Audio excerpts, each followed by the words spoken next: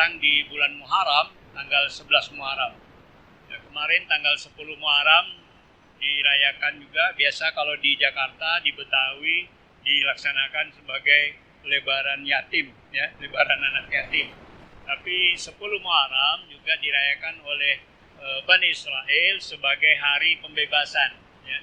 Hari mana mereka berpuasa, mereka merayakannya dengan gembira, yaitu mereka memperingati ketika Bani Israel dan Nabi Musa diselamatkan oleh Allah dari kejaran, ya, dikejar-kejar oleh Fir'aun laknatullah, ya. Nah, ketika itu Nabi Musa bersama jamaahnya, ya, bersama rombongannya dari Bani Israel melarikan diri, dikejar oleh tentara Fir'aun dan bala tentaranya.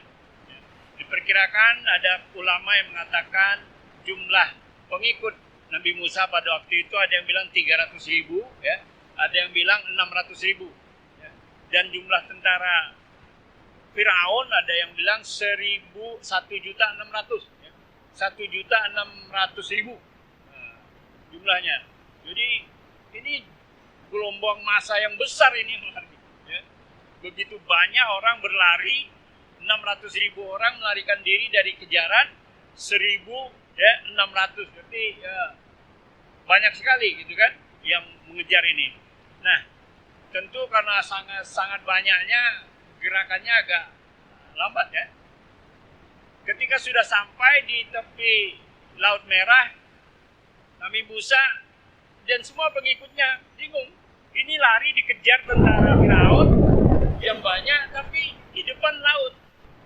Nah, yang anak kecil nggak bisa berenang, ya, nggak bisa berenang, udah timbul putus asa. Bagaimana ini? Lalu Allah perintahkan kepada Musa di dalam surat Asy-Syu'ara, surat ke-26 ayat 63, pukulkanlah tongkatmu.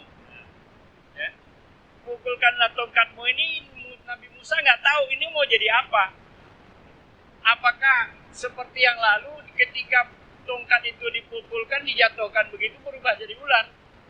Waktu pertama kali dicobakan tongkat itu dijatuhkan, dipukulkan gitu berubah jadi ular, Nabi Musanya malah takut lari karena ularnya besar. Lari dia. Kata Allah, kembali, ya, kamu aman. Ya, balik Musa dipegang lagi, ekor ular itu jadi tongkat lagi. Tapi juga ketika tongkat itu ketika umat Nabi Musa itu yang terjadi dari 12 suku, ya. 12 suku itu mereka minta kehabisan air, nggak ada minum. Lalu diperintahkan oleh Allah, pukullah batu itu, maka keluarlah dari batu itu 12 mata air. Jadi tongkat ini sudah berubah jadi ular, pukul batu berubah menimbulkan 12 mata air. Tapi ketika di laut, masa timbul mata air, masa mau jadi ular? Nah, ini yang nggak tahu. Kenapa? Disinilah orang itu sami'na wa ata'na. Ketika Allah perintahkan apa, laksanakan.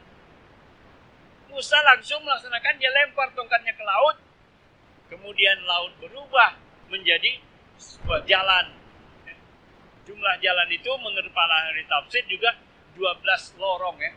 12 jalan di laut itu, sehingga antara jalan yang satu dengan yang satunya itu seperti gunung yang besar. Karena di dalam laut ada jalan, 12 jalan. Nah, antara jalan-jalan itu ada air yang seperti gunung. Jadi kalau kita di dalam itu melihat tinggi ke atasnya, seperti itu. Maka inilah mukjizat Nabi Musa. Di dalam surah Al-Isra ayat 101 Allah katakan, وَلَقَدْ آتَيْنَا مُوسَى 9 آيَاتٌ بَيِّنَاتٍ. Dan sesungguhnya kami telah turunkan kepada Musa 9 ayatum bayinat. Artinya kalau letterlessnya ayat-ayat yang menjelaskan gitu kan. Tapi maksudnya adalah 9 mukjizat. Di antara 9 mukjizat Nabi Musa tadi, yang pertama tadi adalah tongkatnya. Yang kedua adalah tangannya. Nabi Musa ini tangannya kalau dia kempit di ketiaknya kemudian diangkat maka akan bersinar. Kayak sekarang jadi lampu itu. Ya, terang tangannya. Itu di antara mukjizat Nabi Musa. Kemudian di antara mukjizat Nabi Musa lagi adalah Nabi Musa lah manusia yang berkata-kata dengan Allah di dunia. Langsung. Karena julukan Nabi Musa itu adalah kalamullah. Orang yang berkata-kata langsung di dunia dengan Allah. Ya, pada kesempatan yang lalu pernah sampaikan ya. Kemudian yang ketiga, Nabi Musa menghidupkan orang mati dengan mencambuk dari ekor dari Al-Baqarah ya, sapi betina. Nah, sapi betina. Jadi kemudian di zaman Nabi Musa juga, mukjizat Nabi Musa itu ada paceklik. Ada paceklik, kemudian ada belalang, ada kutu, ada katak, ada darah. Sungai Nil berubah menjadi darah. Gimana orang mau minum, mau mandi, sungai jadi darah. Itulah diantara mukjizat Nabi Musa. Nah, Nabi Musa alaihissalam ini adalah orang yang langsung berkata-kata dengan Allah. Betapa pentingnya kita mempelajari bagaimana sifat Nabi Musa, seorang yang kesatria, yang berani membela kebenaran, yang tanpa dipandang, yang sungguh-sungguh taat kepada Allah. Tingkat ketauhidan Nabi Musa ini sungguh-sungguh sangat bisa menjadi teladan kita. Nabi Musa alaihissalam adalah bin Imran, anak dari Imran. Dia memang punya kekurangan. Lidahnya agak cadel. Kenapa? Pada waktu kecil dibuktikan oleh Firaun, ini anak nanti yang akan membunuhku katanya. Nah, coba dites. Ya, dites. Yang satu emas, yang satu bara api.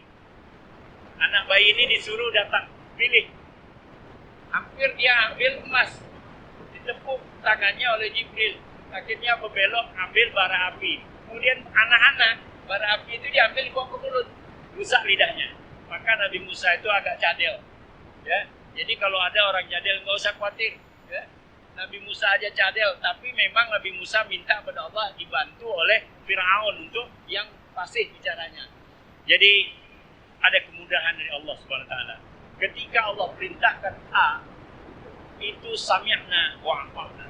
Allah perintahkan lemparkan tongkatmu, biarlah dia akan menjadi apa. Nanti setelah itu kita akan mengetahui. Ketika Allah perintahkan sekarang kita bersolat, sekarang kita berzakat, bersedekah, berhaji, maupun semua yang diperintahkan Allah kita laksanakan, di belakangnya itu pasti banyak rahasia-rahasia yang sungguh sangat bermanfaat buat kita. Nah, mari kita tingkatkan ibadah kita tingkatkan ketakwaan kita kepada Allah Subhanahu wa taala. Semoga kita termasuk hamba-hamba yang bertakwa, orang-orang yang diampuni dan ditolong oleh Allah Subhanahu wa taala. Demikianlah yang dapat saya sampaikan pada kesempatan ini. Nasrun minallah wa fathun qarib. Lebih dan kurang mohon maaf. Assalamualaikum warahmatullahi wabarakatuh.